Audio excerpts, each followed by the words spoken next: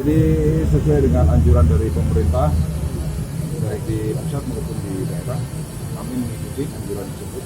Intinya adalah melakukan perubahan-perubahan dengan situasi yang ada sekarang untuk kenyamanan dan kesehatan bersama.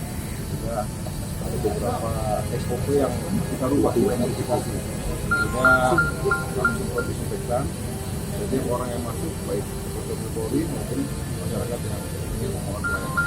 Kemudian juga ada pembatasan area tertentu, sehingga orang yang sudah dilakukan steril ya di dalam area di dalam pelayanan juga ada sterilisasi. Bang, satu pintu ya bang, kalau mau ngurus SKCK itu bang ya, lewat satu Ya pintu betul, yang jadi sudah kita buat semacam koridor pembatasan dan mereka harus keluar masuk melalui disinfektan.